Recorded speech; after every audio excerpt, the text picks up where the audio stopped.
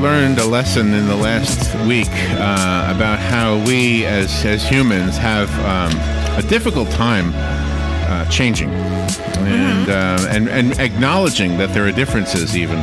And I'll tell you where this comes from. There was a math equation, a very, very, very super simple math equation. Now, I don't expect you to do it in your heads, however, some of you might. So the math equation has four numbers. The four numbers are 2, 1, 1, and 7.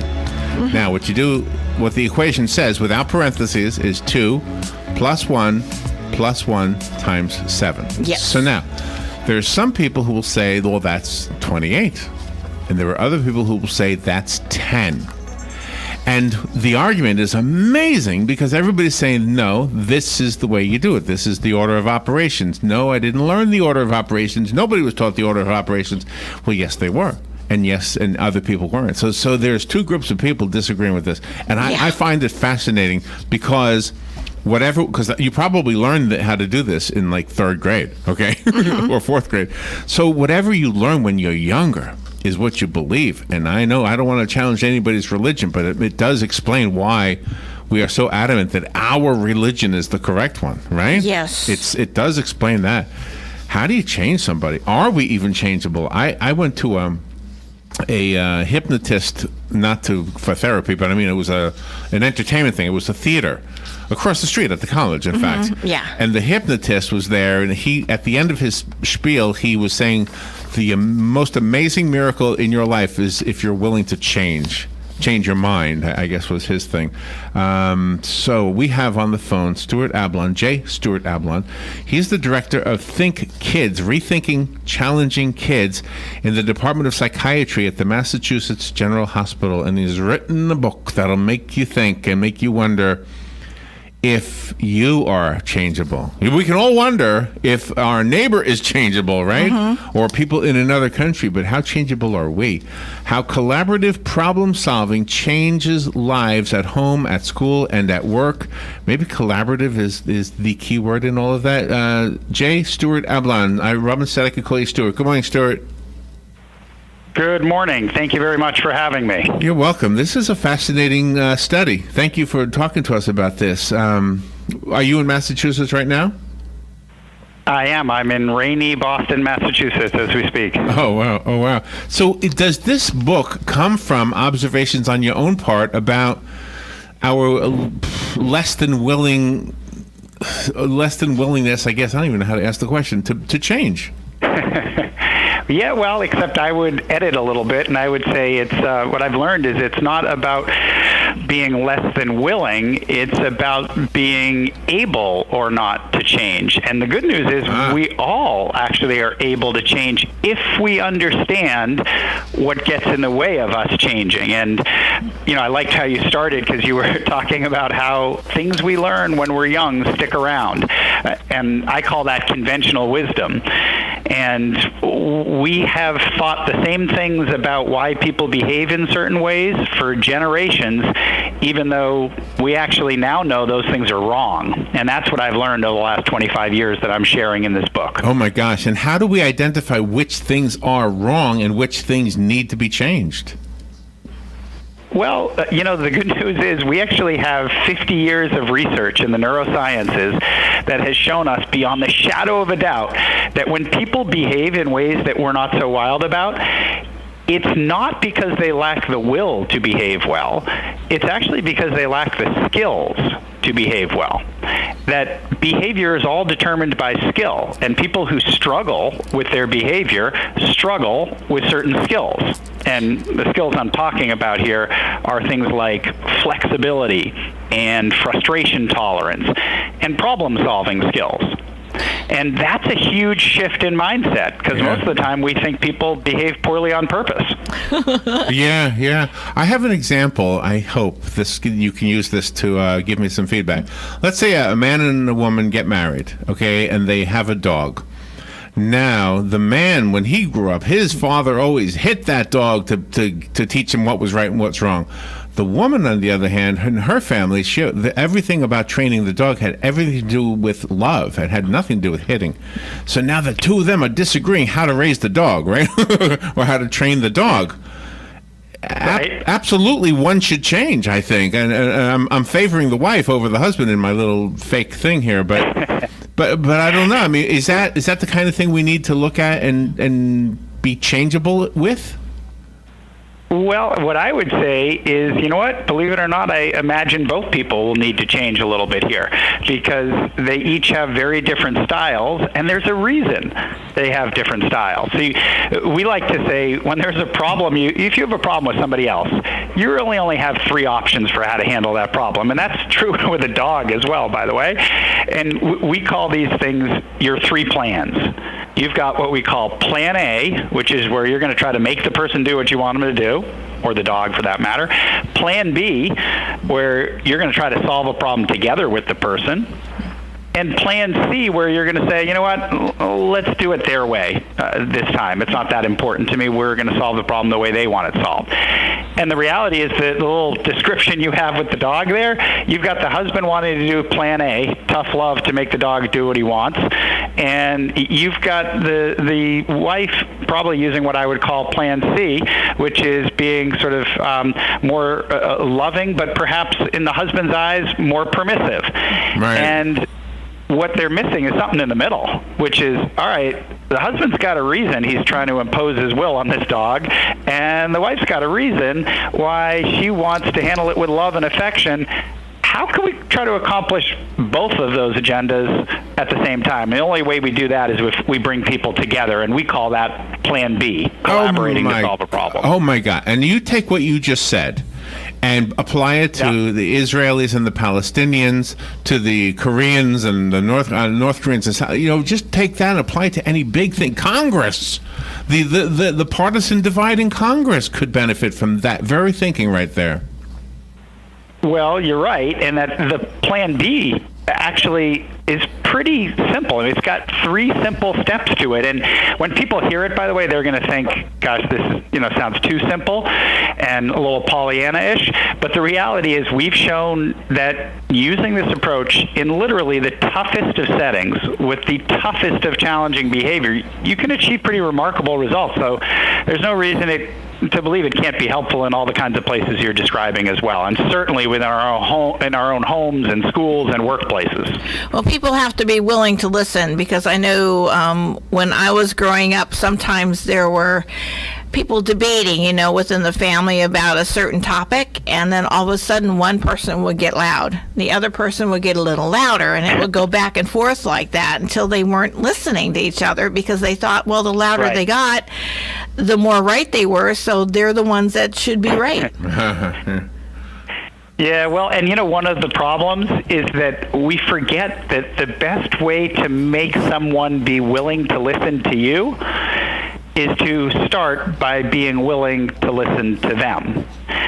And so if you start off by listening very hard, instead of trying to jam your perspective down somebody else's throat, you start by listening really hard to what they have to say, asking a lot of questions, gathering information.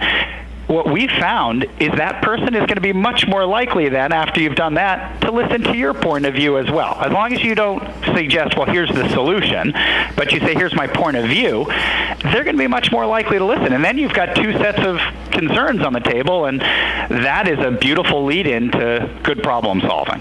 But on the world stage, though, when religion gets thrown in and people's just unchangeable, I guess, viewpoints on life based on their religion, that makes it even harder, doesn't it? It does, but I would say this. Look, that our approach is built on the foundation of empathy for others. And people, I think, misunderstand the word empathy, and they think that empathy means you have to agree with the other person's point of view, which is not true. That you just have to understand it, and you have to realize that it's important to them. And so empathy is not agreeing or disagreeing, it's simply understanding. And you can empathize with somebody else's point of view, even if it is different than your own, whether we're talking religion or anything else for that matter. I took you by bringing it to the world stage in probably a place you didn't want to go necessarily. So let's get back, because I'm thinking the person who picks up your book is the person who's having difficulty difficulty with their adult child or with their spouse or with their neighbor, it's probably not about Kim Jong-un or that kind of thing. So, right, I'm guessing. Well, I wish they would pick up the book. I did too. I'll tell you what, I wish they would. It could make a big difference in the world. Yeah, and that's why I thought, that's why my brain went there. But the book most likely is going to be sitting on the bookshelf at Barnes & Noble, and here comes the woman who really doesn't want to get divorced, and she's looking at the book trying to figure out a way to fix her marriage, right? It could very well be the case, and I'm hoping it's going to be helpful. Yeah, I'm sure it will. Well, I think in that little, and I made that up just by the way, so nobody thinks I'm going through anything. But I mean, that's in that little what do you call that? That little scene I just made. Mm-hmm. The husband Scenario. as Robin pointed out, the husband has to listen too. There's got to be two to play this game, right? To tango. Absolutely. But again, the way you do that is you start by listening to the other person, and then you ask them to listen to you. And we have empirical proof that when you do that, actually people get much better at listening to others and understanding others' perspectives and becoming more empathic. We actually see that adults can develop those skills if they practice. And that goes along with the word of respect, because people have to respect that maybe somebody else has a good idea and they should listen to them. I think you're right. Well, and you know what I always say to myself? I may not love the person's solution. Their idea for how they want to handle a situation or how they did. I may not be wild about that. But I bet that if I listen hard, there's a very good concern or perspective or point of view that led to the solution that I'm not so wild about. And so part of having respect for another person is saying, let me give you the benefit of the doubt and let me listen to understand what has you arriving at this particular place. And that's a good way to build bridges, because behind even the worst solutions are good concerns. But how do you handle the person that always comes up with excuses? It's not really my fault, it's somebody else's. That thing with Roseanne Barr last week, all of a sudden she's trying to blame it on medication when it's her real personality. Yeah. Well, and look, I'm not going to make excuses for Roseanne, but what I say to myself is, again, behind even the most abhorrent behavior, and that's an example of terrible behavior, is somebody struggling with certain skills. And the problem is when somebody struggles with certain skills and you come at them in a punitive manner, it doesn't make their skills develop all of a sudden. In fact, it just throws emotional fuel on the fire for somebody who's already struggling with certain skills. And clearly she's struggling with all kinds of skills. And then you throw more emotion on that and it gets even uglier. And she does things like that. Our ways of handling situations like this end up backfiring more often than not. The book is called Changeable: How Collaborative Problem Solving Changes Lives at Home, at School, and at Work. I wanted to talk to you about the at school part. One of the theories as to why we have school shootings, God forbid we have any more, but one of the theories is that the kids who are the shooters were at one point or another bullied by somebody in school, and then they snap, and that's what happens. And I'm not saying that's always the answer, but that's one of the things we heard with the one in Parkland anyway, the one down here in Florida. So if we could have nipped this in the bud a year or two earlier and got the kids who were bullying this kid, according to the kid himself, by the way, what would you say? How would you stop a bully from bullying using this technique?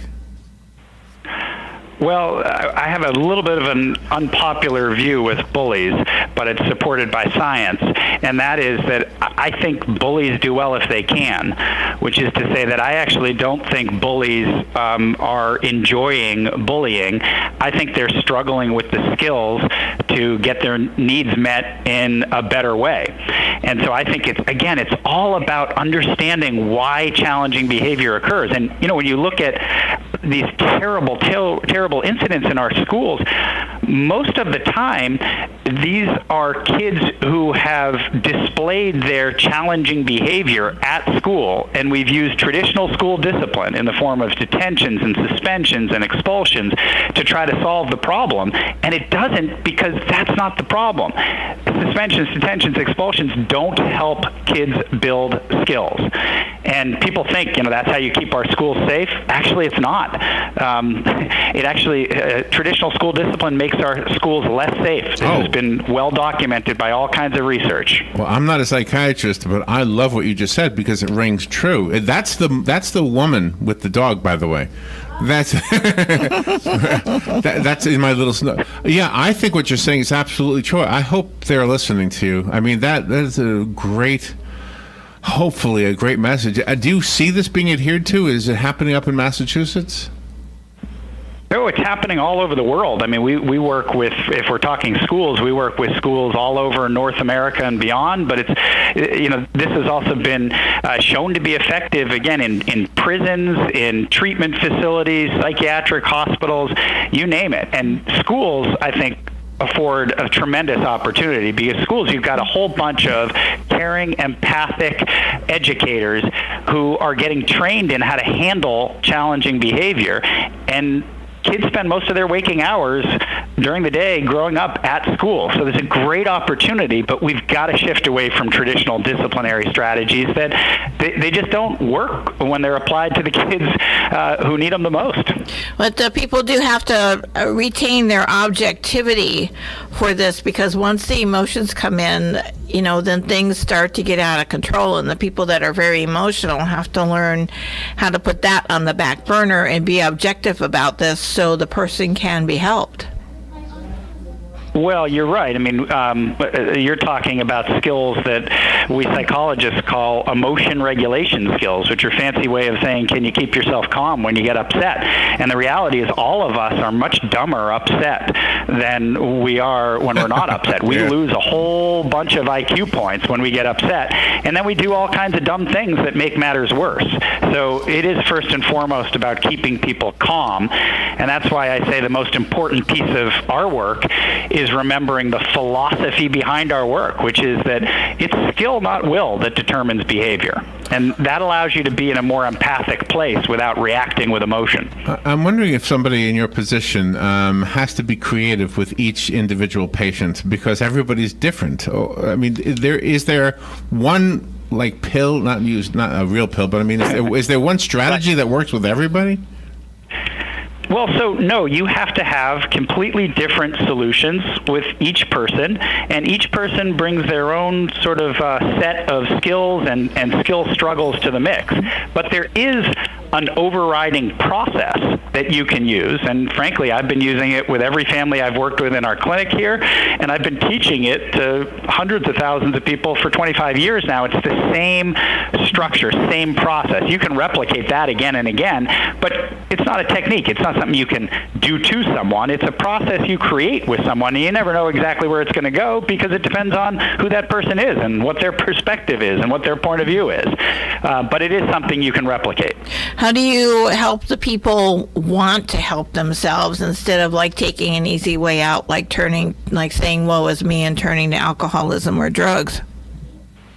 Well, and I just would clarify that I'm not sure I'd call that the easy way out. I think that is a tough, awful, lonely, hard place to be. And I believe that we're all doing the best we can to handle what the world is throwing at us with the skills we have. And so I believe that the person that turns to alcohol, turns to illegal activities, turns to drugs, I believe they would prefer to be handling things better if they could. And the way we reach them is first by treating them with dignity and by recognizing that they would like things to go better, and trying to partner with them to understand what it is they're struggling so much with, because otherwise it's dehumanizing and really just makes people feel worse and get more defensive and angry and compounds the problem. You are also the author of The School Discipline Fix and Treating Explosive Kids. This is truly your life's work. It sounds like you are the person we should be paying attention to when it comes to trying to fix some of these things that are wrong in society and in our families.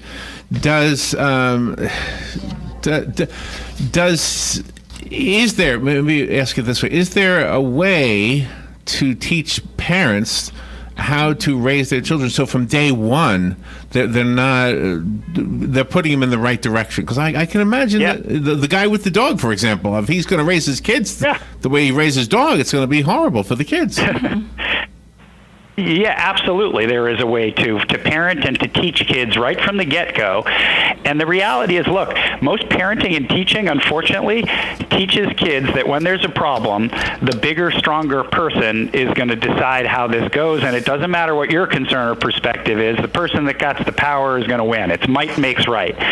And if you can teach kids right from the beginning that their point of view matters, that they're going to listen to you, that you're going to listen to them, rather, but then you expect them to listen to you, and that people can arrive at win-win solutions to problems, that it's important to try to understand other people's points of view, and if you do, they'll listen to you. You can teach that early on, and if we do that, my hope is for the future that we'll eventually raise a whole generation of adults who are better at solving problems collaboratively than lining up to figure out who's bigger and stronger and try to impose their will on other people, which just aggravates those people and makes things worse and worse. Yeah. And that helps the people in the way they view themselves and their self-worth. That's absolutely right. We have a lot of growing still to do in our society. I mean, from accepting people for what they are and who they want to be, in every aspect. And I think as you look through history, I think little by little we have changed, and we have a way to go still. I think the information in your book is very profound. But the unfortunate thing is a 20-minute interview on the radio only skims the surface. So I would ask the audience to buy the book. I have a copy of it. If you want, if I have one person out there who would like this one copy, call me. I'll leave it on the desk for you here. I did find it on Amazon. Do you have a website dedicated to the book or to your work? I do. If people go to changeable.info, so www.changeable.info, they can access the book and learn more about the ideas in it as well. And do you sometimes have school systems, for example, calling you for the Think Kids program? Absolutely. We have whole school systems. We have all kinds of agencies and organizations when it comes to kids or adults at this point who are looking for a more compassionate, effective way to handle behavior that's challenging of any kind. Oh, awesome. I really find this very profound, and I truly, I'm not just saying this, I really think that if we could get the people in this world who seem to be unreasonable to just reason enough to listen, I think that would change everything, and I think you've hit it on the head. J. Stuart Ablon, thank you, Stuart. Thank you for being with us today. Thank you very much. I appreciate you both having me here. Good stuff. We will be right back.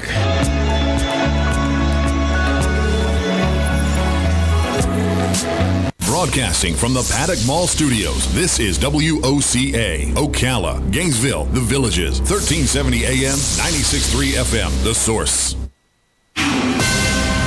This is a Fox News Alert. I'm Lillian Wu. A Supreme Court ruling just in the case of the Colorado baker who would not make a same-sex wedding cake.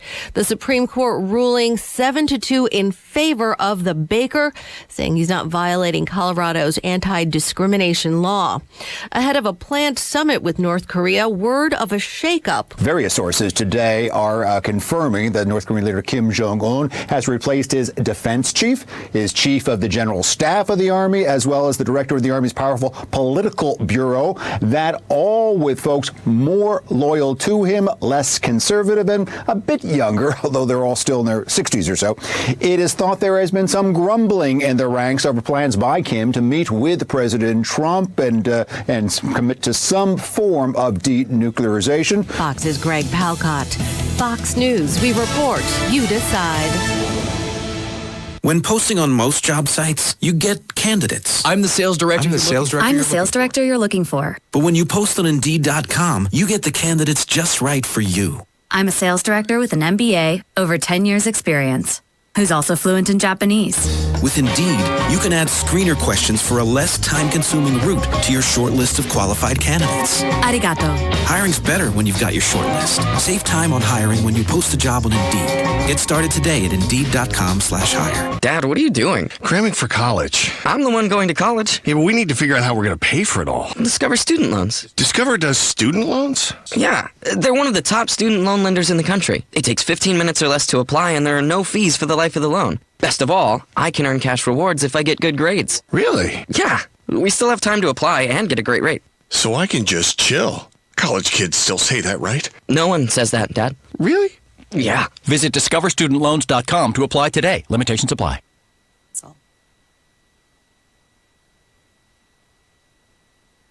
This is Kenny Penny with Pretty Penny Properties. On behalf of myself, my wife Allison, and the Pretty Penny team, I want to thank you for supporting our business by allowing us to help you get your penny's worth from the local real estate market. With offices in Ocala, Spring Hill, Tampa Bay, Pretty Penny Properties helps you spend every penny wisely. Contact us at prettypennyproperties.com or call 352-629-6883. That's 352-629-6883. Thanks. Hi, this is Lisa McGinnis, editor of Ocala Magazine and host of Ocala Magazine Radio. Join me every Friday at 10 a.m. when we bring the pages of Ocala Magazine to life. There's only one Ocala Magazine and only one source for local news talk radio. Tune in Friday at 10 a.m. right here on 1370 a.m. and 96.3 FM, WOCA, The Source. Broadway's mega hit Mamma Mia is live on stage at Ocala Civic Theater May 17th through June 17th.